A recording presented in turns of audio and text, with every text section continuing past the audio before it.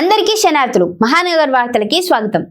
రాష్ట్రంలో auto, cab, taxi డ్రైవర్లకు ఆంధ్రప్రదేశ్ సర్కార్ శుభవార్త అందించింది.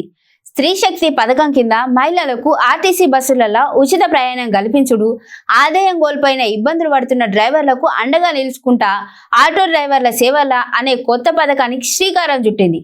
ముఖ్యమంత్రి నారా చంద్రబాబు నాయుడు ఈ రోజు పొద్దుగాల 11 గంటలకు విజయవాడలో ఈ పథకాన్ని లాంఛనంగా షురూ చేసిండు. దీని ద్వారా అర్హులైన ప్రతి డ్రైవర్ కు 15,000 ఆర్థిక సాయం నేరుగా వాళ్ళ బ్యాంకు ఖాతాల్లోకి జమ చేసినారు. మహిళలకు ఉచిత బస్సు ప్రయాణం కల్పించడంతోనే వాళ్ళ గిరాకీ గణనీయంగా తగ్గిపోయిందని, కుటుంబ పోషణ కష్టంగా మారిందని ఆటో, క్యాబ్, ట్యాక్సీ డ్రైవర్ల ఆవేదన వ్యక్తం చేసిన విషయం మనందరికీ ఎరికే. ఈ నేపథ్యంలో అనంతపురం జిల్లాలో నిర్వహించిన ఓ సభలో స్పందించిన చంద్రబాబు డ్రైవర్లను ఆదుకుంటామని హామీ ఇచ్చిండు. ఇచ్చిన మాట ప్రకారం దసరా పండుగ సందర్భంగా ఈ పథకాన్ని అమలు చేస్తున్నారు.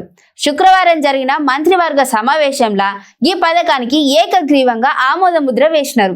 విజయవాడలో అజిత్ సింగ్ నగర్ల మాకినేని బసవపున్నయ్య స్టేడియంలో ఈ రోజు జరిగే ప్రారంభోత్సవ కార్యక్రమానికి ముఖ్యమంత్రి చంద్రబాబుతో పాటు ఉప ముఖ్యమంత్రి పవన్ కళ్యాణ్, మంత్రి నారా లోకేష్, బీజేపీ రాష్ట్ర అధ్యక్షుడు మాధవ్ కూడా హాజరైనారు. రాష్ట్ర వ్యాప్తంగా మొత్తం 2,90,669 మంది డ్రైవర్లను ఈ పథకాన్ని అర్హులుగా అధికారులు గుర్తించినారు. వీళ్ళందరి ఖాతాల్లోకి 15,000 చొప్పున మొత్తం 436 కోట్లను ప్రభుత్వం జమ చేసింది. ఈ పథకం కింద అత్యధికంగా విశాఖపట్నం జిల్లాలో 22,955 మంది డ్రైవర్లు ప్రయోజనం పొందుతారు. సొంతంగా వాహనం కలిగి దానిపైననే ఆధారపడి జీవిస్తున్న డ్రైవర్లకు ఈ ఆర్థిక సాయం పెద్ద ఊరటనిస్తుందని సర్కారోళ్ళు భావిస్తున్నారు.